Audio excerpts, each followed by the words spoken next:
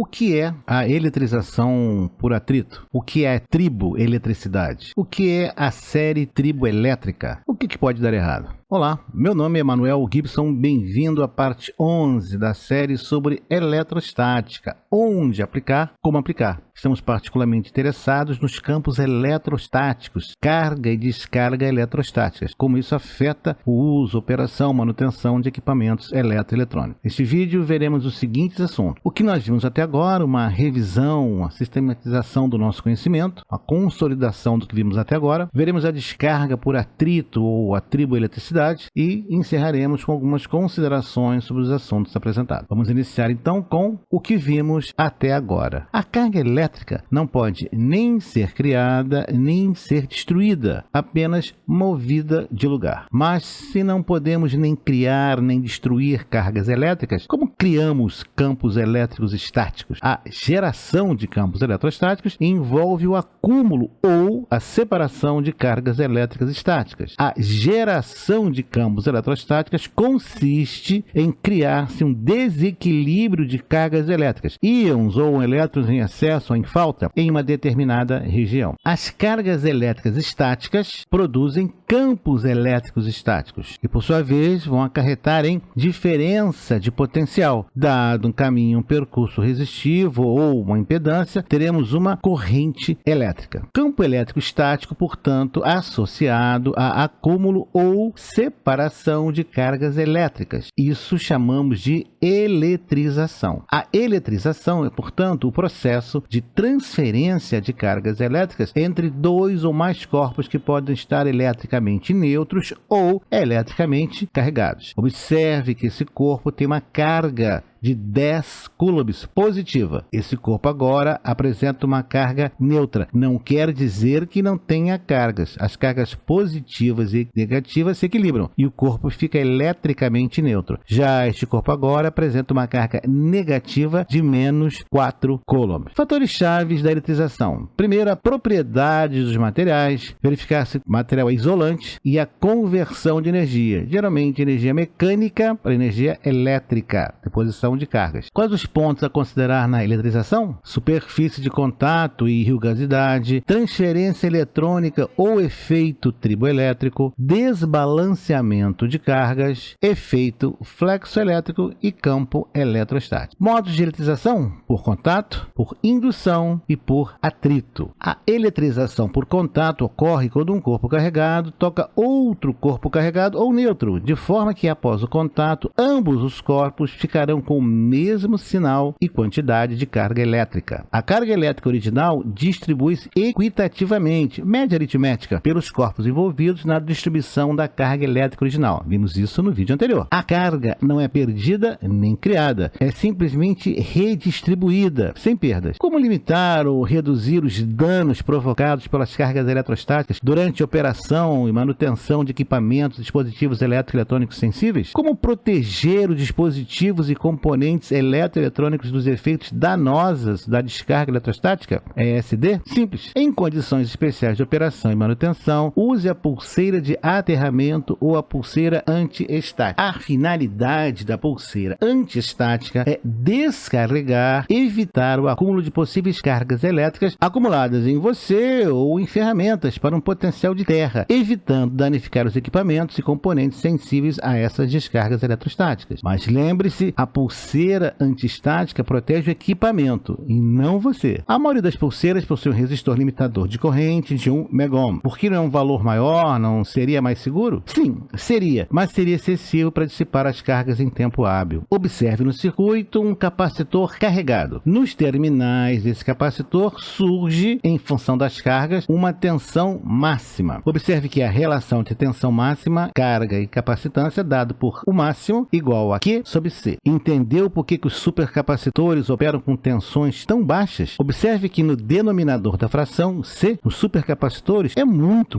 elevado, de modo que a tensão máxima tende a ser pequena. Podemos modelar o corpo humano como um capacitor carregado. A máxima tensão disponível para descarga é dada pela relação mostrada, onde o máximo é a máxima tensão disponível para descarga. C é a capacitância equivalente do corpo humano e Q é o valor da carga acumulada. Cargas acumuladas são um perigo. Observe Observe agora no circuito onde temos o nosso capacitor com cargas, mas agora ele é ligado via resistor à terra, o que permite uma passagem de uma corrente e as cargas vão sendo drenadas para a terra, ou sendo equilibradas. A equação da tensão sobre o resistor é mostrada, o máximo que multiplica E elevado a menos T sobre RC. Vamos, portanto, agora ligar um resistor entre o capacitor, as cargas acumuladas e o potencial de terra. As cargas irão para o menor potencial, o terra, via resistor de descarga. Haverá um equilíbrio dessas cargas, ou seja, surgirá uma corrente. Segundo a equação mostrada, onde o R é a tensão sobre o resistor de descarga R. O máximo é a tensão inicial que o capacitor estava carregado. C é o valor da capacitância equivalente do corpo humano. O valor da corrente de descarga I é, portanto, limitada pelo resistor de descarga R. Sim, precisamos de um ponto de referência de potencial zero, o terra do circuito da instalação. É para esse ponto, ou plano de referência, que vamos descarregar as cargas acumuladas. Observe agora o gráfico da função de descarga de um capacitor. A figura ao lado representa a curva de descarga de um capacitor C sobre um resistor R. Veja como a tensão vai variando ao longo do tempo. RC, produto RC, constante de tempo, é dado em segundos. E esse produto RC é a constante de tempo do circuito capacitivo, dado pela letra sigma, em segundos, como já foi dito. Sigma é igual a R vezes C. Quando o tempo decorrido de descarga equivale a 5 constantes de tempo, 5 sigma ou 5 vezes RC, a tensão agora nos bornes do capacitor está menos de 0,7% do valor inicial máximo. Sim, o capacitor está se descarregando ao longo do tempo. Isso equivale a uma queda de cerca de 99,32% do valor original, o máximo. Por isso, costumamos dizer na área técnica que o capacitor se descarrega após 5 constantes de tempo. Depende de C, depende de R. Na pulseira de proteção contra descarga eletrostática, queremos que as cargas sejam eliminadas rapidamente, um baixo valor de RC, mas não tão rápido que provoque uma corrente prejudicial ao operador. Por outro lado, se a descarga for muito lenta, não atenderá ao propósito de proteção. O valor típico para a resistência limitadora é de cerca de 1 MΩ. Você também pode usar uma manta eletrostática, constituída de material isolante como proteção na bancada contra a descarga eletrostática. Pode ser adquirida em rolos ou na dimensão desejada. A manta eletrostática é condutora dissipativa e não isolante tradicional. Observe ao alto à direita a ligação para o terra. Na área de reparação, podemos encontrar o modelo mostrado na figura ao lado. Cuidado, observe que não há uma ligação para descarga eletrostática, aterramento. O modelo permite colocar pequenas ferramentas e componentes ao alcance facilitado. Recomendação: providencie uma pulseira para proteção de descargas eletrostáticas. Quais são as características desejadas nas mantas de proteção eletrostáticas que você deve procurar? Primeiro, a mais importante, é a dissipação eletrostática. É a propriedade mais importante. A manta é projetada para dissipar essa energia estática acumulada no corpo humano ou em ferramentas, evitando que essa energia atinja e danifique placas de circuito ou outros dispositivos e componentes eletrônicos. Segundo, composição em 2 camadas. Geralmente são compostas por uma superfície superior dissipativa, que descarrega as cargas estáticas de forma controlada, e uma camada inferior condutiva, que leva a carga para o aterramento, garantindo segurança técnica. Resistência a altas temperaturas. Feitas de materiais como silicone de alta qualidade ou borracha nitrílica, as mantas suportam calor elevado, frequentemente até 450 a 500 graus Celsius, permitindo o uso seguro de ferro de soldar e sopradores térmicos diretamente sobre a manta. Organização e compartimentação. Muitas mantas possuem compartimentos moldados, divisória para parafuso, locais para chave de precisão e áreas magnéticas para fixar partes metálicas pequenas, evitando perdas durante a manutenção. Material antiderrapante e flexível. A superfície aderente impedindo que dispositivos escorreguem durante o reparo. E sua textura macia protege os chassis dos equipamentos contra riscos e arranhões. Durabilidade e resistência química. Deverão ser resistentes à corrosão, desgaste e produtos de limpeza, sendo, portanto, fáceis de limpar. Aterramento. A manta, geralmente, possui um botão de pressão para conectar um cabo de aterramento, pulseira de aterramento, o que é crucial para garantir que a carga elétrica seja transferida para a terra com segurança. Diferença importante. As mantas de silicone e azuis de manutenção, muitas vezes chamadas apenas de mantas de bancada, são excelentes para a parte de calor e organização, mas algumas podem não ser verdadeiras mantas antiestáticas dissipativas, se comparadas às mantas SD técnicas de 2 camadas. Cuidado! Esse é um tipo de manta isolante antiproteção utilizada na manutenção de redes elétricas externas. A manta previne o contato do operador com as linhas de alimentação CA. Consulte o fabricante para os níveis máximos de tensão de utilização. A figura ao lado mostra uma técnica para proteção de circuitos integrados contra descargas eletrostáticas em semicondutores. O diodo é um tipo especial para essa aplicação. Na referência da imagem, você pode obter mais informações sobre o assunto. Vale uma visita. Descarga por atrito ou triboeletricidade. Vimos eletrização por contato, veremos agora eletrização por atrito. A eletrização por atrito ocorre quando atritamos dois corpos neutros, de forma que após o atrito, um dos corpos ficará carregado positivamente e outro corpo ficará carregado negativamente, de acordo com a série triboelétrica. Foi um dos primeiros efeitos de eletrização observados pela humanidade. A fricção ou efeito triboelétrico é o método mais simples e comum de acúmulo de cargas. Quando dois materiais diferentes entram em contato e depois são separados, pode ocorrer a transferência de elétrons de um material para o outro. Um material fica com excesso de elétrons, carga negativa, e outro com falta de elétrons ou carga positiva. Esfregar um balão no cabelo ou um bastão de vidro com seda são exemplos clássicos. Esse fenômeno é conhecido desde a antiguidade e foi relatado por Tales de Mileto em cerca de 600 AC, quando o âmbar, eletro em grego, era tritado com pele de carneiro e adquiria a capacidade de atrair pequenos pedaços de palha. É interessante notar que o termo eletricidade só foi proposto várias centenas de anos depois por William Gilbert. Sim, esse mesmo. Aquele que foi o primeiro a entender a distinção entre fenômenos elétricos e fenômenos magnéticos. Detalhe, ele era médico. Vale uma busca na Wikipedia. Quer dizer então que basta atritar, esfregar dois materiais que separamos cargas elétricas desses materiais? Não, eu não disse isso. Pode esfregar à vontade tua mão na louça do banheiro que você não vai conseguir cargas livres sequer detetáveis. Só um abrasão na pele. Não recomendo, não faça isso. Para isso você tem que conhecer a série triboelétrica. Os materiais são organizados em uma série que indica a tendência relativa a perder ou ganhar elétrons. Aí está ela, a série triboelétrica. A lista de materiais ao lado apresenta a série triboelétrica, ou seja, a afinidade eletrônica. Quanto mais alto na série, maior a facilidade em perder elétrons, adquirindo, portanto, carga positiva. Sai carga negativa, fica positiva. Quanto mais baixo na série, maior a facilidade em obter, ganhar elétrons, adquirindo, portanto, carga negativa. Quanto maior for a diferença de posição na série triboelétrica entre os materiais atritados, maior será a eletricidade estática produzida, eletricidade dada pelo desequilíbrio de cargas elétricas no interior ou na superfície do material. Aço e algodão são neutros, não dão nem recebem elétrons, por simples atrito. Materiais no topo da série triboelétrica tendem a perder elétrons e ficam carregados positivamente, veja se não positivo. Materiais na parte inferior da série triboelétrica tendem a ganhar elétrons e ficam carregados negativamente. Por exemplo, ao esfregar-se lã com âmbar, a lã fica positiva e o âmbar fica negativo. Sabe aqueles sacos transparentes no mercado para colocar frutas e legumes? Estão sempre dobrados e impossíveis de abrir? Use a triboeletricidade. Esfregue o saco plástico na tua roupa de lã ou no teu cabelo. Vai ser um pouco estranho. E pronto, resolvido o problema. Considerações. O mero andar sobre um tapete pode acumular cargas elétricas em nossos corpos. O problema não é exatamente a carga ou a quantidade de carga acumulada. O problema é como é que vai ocorrer a descarga ou o equilíbrio dessas cargas. Em cima de quem você vai injetar elétrons? Circuitos eletrônicos sensíveis? Quanto é a diferença de potencial em relação ao ponto de terra? É um valor que pode provocar risco à segurança e aos equipamentos? Como se proteger? Siga alguma das recomendações deste vídeo e, o mais importante, siga as normas e recomendações pertinentes. Temos aqui uma pequena, muito limitada bibliografia sobre eletromagnetismo. E o que veremos no próximo vídeo? O que pode dar errado no carregamento por fricção? Como acumular cargas elétricas? Existem dispositivos para fazer isso? Então, nos vemos no próximo vídeo. Até lá!